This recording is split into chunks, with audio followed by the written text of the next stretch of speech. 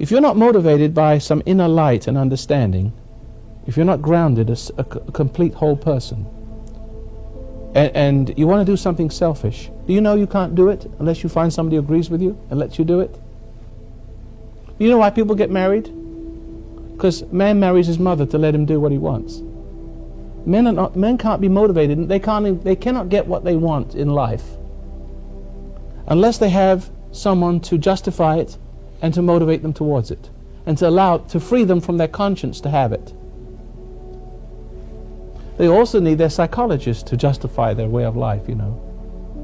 Now I come along and say, well, your problem is love, your problem is ambition, your problem is sex, your problem is not being motivated by the inside, your problem is being selfish. Well, they hate that because that's the truth.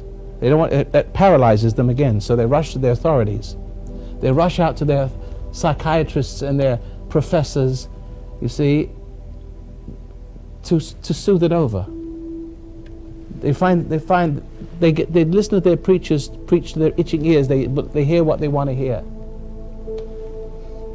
They want to hear the truth. So those people, they have to have their authorities. But you don't need an authority, because you love God and you love the truth, and you've been searching for it. And because you've been genuinely searching for it, you can recognize it when you see it. Because those who love the truth already have a little bit of truth in them. The truth has already come to them, unknown to them. And you're already resonating. It's that yearning, it resonates. So that when you hear something of your own kind, of your own destiny, of the mind you want to come back to, you recognize it. You're glad of it. But these other people, forget them. They're dead from the neck up. Pretty soon they'll be dead from the neck down. Am I right? So but the trouble is, these are the authorities you put your children in front of and say, teach them. Teach them. The biggest mistake you ever made in your life. Because they're from the other world. They're from the other side. They're not coming from where we're coming from. And they're gonna make sure that your kids don't go there either. They don't represent where I'm coming from. They represent the other side. I've called it the spirit of intellect. There's the spirit of truth and the spirit of intellect. The spirit of intellect is from the other side. The Garden of Eden. What represented wrong? What represented the downfall? Pride. Man coming into his own cleverness. Intellectual knowledge. The spirit of the intellect biting into the fruit of the knowledge of good. Everybody having their own sense of knowing of right and wrong. Not the true right and wrong, but we can justify anything by those champions and by our own sense of right and wrong.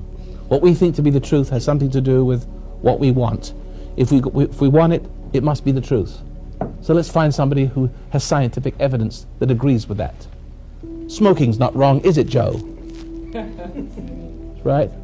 We always find a Joe that says, no, they haven't proved that smoking is bad for you. You stick it right in front of their nose as they stick the smoking and drugs and marijuana and cocaine, and you can show pictures of people dying, falling over dead, and clinical proof. No one's ever proved that smoking, they can't see it, don't you see? What you don't want to see, you don't want to see. You believe the tobacco agencies. You believe that, even though it's written written right on the carton, smoking has proven to be dangerous to your health. This is poison, skull and crossbones. No one's proved it yet by me. I enjoy it. We only live once. See, it is a mentality.